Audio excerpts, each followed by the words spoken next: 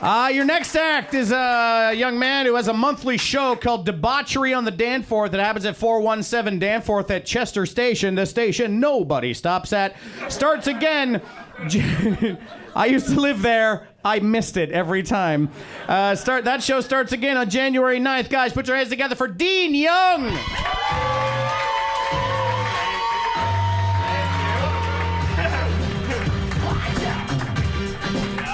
Here it comes. I can't get a mic out of a stand, and no one apparently stops at my station. Best plug ever. How's everybody doing so far? Yeah? Holy shit, this is a good crowd. This is a full crowd. That's good. Yeah, you guys are all good. Before we kick into this, I figured I'll just share a little bit about myself with you guys. Tell you a little bit about who I am, and then we'll go into the jokes, since I'm the first standing up. So, my name's Dean Young. I'm 29 years old. I'm single. Yeah. I have racked up so far more debt than the U.S. National Treasury. Whoever was here from Michigan would love that. And I live with a married couple and their parrot. So I'm doing great. Things are great. If I learned anything from like live action Disney movies in the mid-90s, any day now, the fat 10-year-old version of me is going to show up just to kick me in the penis with his LA gears. That's what's going to happen. Yeah, who here was glad that that we got a bunch of snow this week for the holidays? Anyone like that? Yeah? Snow and Christmas and getting presents and snow. It's a good combo, right? I'm used to it, though. I come from a little city up north called Thunder Bay. Has anyone ever heard of that place? Thunder Bay. Yeah. It was a magical place to grow up. It's a wonderful city. It was like growing up in the dark side of a Tim Hortons commercial, basically. That's what it was. Because, like, on the one hand, we did have, like, you know, the hockey dads who would get up at 5 in the morning and take their kids down to the rink for practice and swing by on the way there and grab a double-double on the way there and just share, like, a warm, genuine Canadian moment together. We had those dudes for sure. But then we also had a bunch of guys who, like, their thing is to, like, go around hammering scope and to shiv you for painkillers. So, that's the flip side of the toonie on that one, folks. That's where I'm from. I always like to tell the Toronto folk, like, when I'm explaining, oh, here's where I'm from. I'm always like, so, picture if you had, like, a map of the province, right? So here's a map of Ontario. And let's say Barrie is right here. Here's Barrie. And then you look at the map and there's like all this just white space that goes above it and beside it. That's still Ontario, you guys. It keeps going for like a really long time. Toronto, you guys could listen to every City and Colour album driving across that shit. I always like to say that in like a room full of just like really smarmy hipsters. Because it doesn't matter, right? Their reaction is going to be the same. They're just going to sit there like with their arms crossed because laughter is contrived. Laughter is so contrived. I moved down here a few years ago. I took a radio gig in a lovely city some of you might have heard of called Hamilton, Ontario. Anybody here heard of Hamilton? Yeah. Steeltown. So I did that. I got myself a nice little bachelor apartment there in Hamilton. That was great. I lived next door to some lovely folks who enjoyed the musical stylings of Hoobastank and Fred Durst.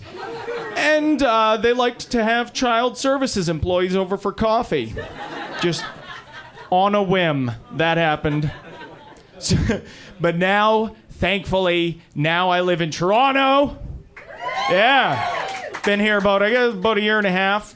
I love this city. I really do. I'm in East, whichever the fuck way is East. I live in Leslieville now.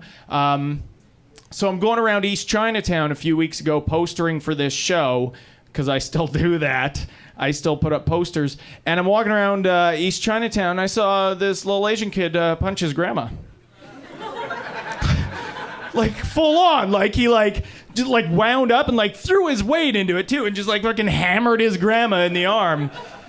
And I have to say, like, maybe I'm naive, but for a second there, because the grandpa was right there, and for a second there I thought, like, okay, hold on, Dean, stop your postering for 5 minutes, because you're about to see some, like, old country, old school child rearing go down right now. I don't know if I'm supposed to say child rearing in a post-Sandusky world, but you know what I mean? Like, I know that was an ad, I added that, but let's... But I was thinking, like, I'm going to see some, like, pseudo-child abuse happen here. But it didn't. They didn't do it. It was just, like, the kid punched the grandma, and the grandpa was just like, uh-huh, and that was it. Like, they didn't... Yes, that happened.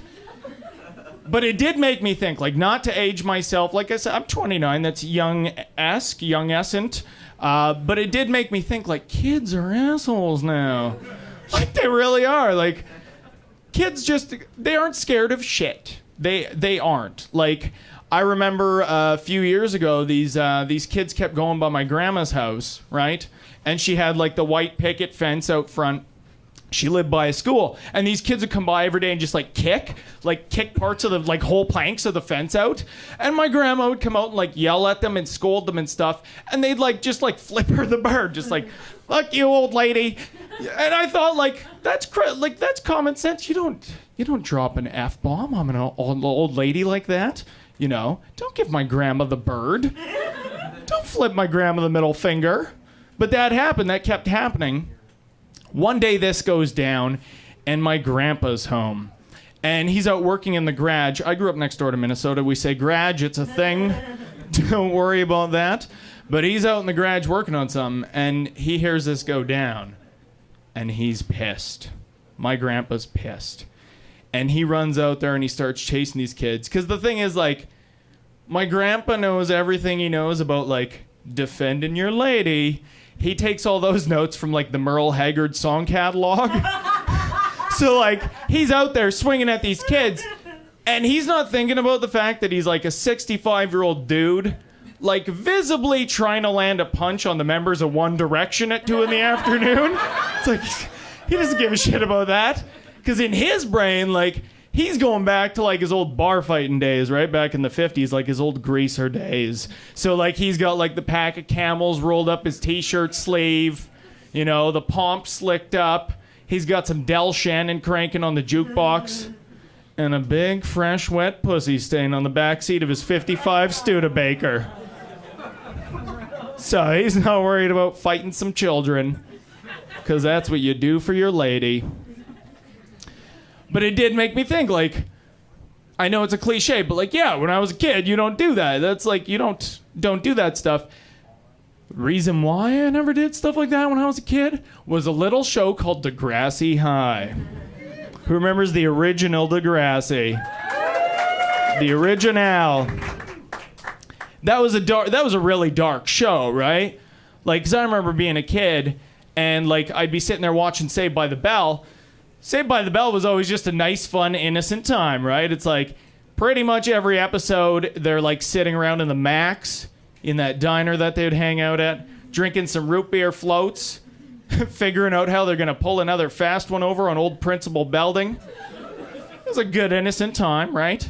And then you'd flip channels over to Degrassi and shit instantly got real every time. Like, right away. It's just like, oh, I'm pregnant. Well, I'm going to go to the bathroom and shoot myself during 5th period math.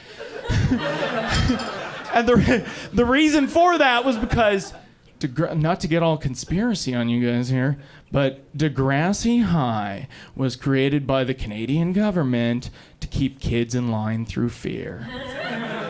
It was. That's why they did that show. And it worked. Because I remember being a kid, I'd watch Degrassi, and you'd always think, like, the older I get, if I act like an asshole, like, bad shit's just gonna happen to me, right? Like, I could get in a drunk driving accident. I could take some bad acid. I could get AIDS. I know that's a downer, but that happened on Degrassi. Wikipedia it if you don't believe me. I know that's always a room killer, that word, but... Or you could, go on like a cross-country road trip to find your birth parents. And you get picked up by an old dude in a wood-paneled station wagon who's going to rub your inner thigh just a little bit. That happened to Wheels. You guys remember that one? I was like, that's some real shit.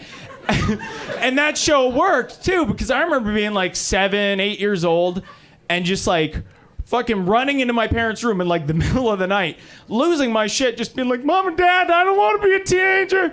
I don't want to grow up. I don't want to get AIDS.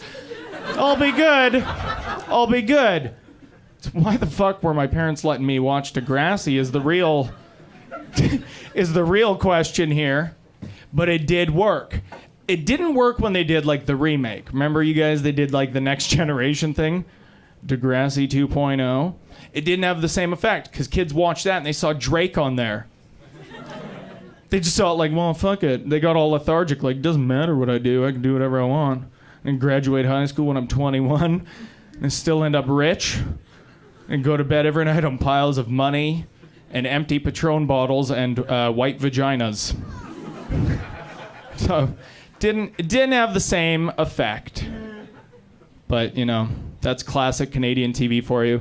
Another one that I always like to remember is, does anyone remember the show Road to Avonlea? Road to Avonlea. Also, as a little side note, I don't know if I should, I guess it's a plug for him, but like the dude who played Gus Pike on Road to Avonlea, I've seen that guy doing Tai Chi in East Chinatown before. It's really weird. But yes, Road to Avonlea, that was a heavy hitter, right? That was another classic Canadian show. And that was a big one. Like, I remember they had one time a 3-part cliffhanger about preserving apricots. That was intense. That was an intense one.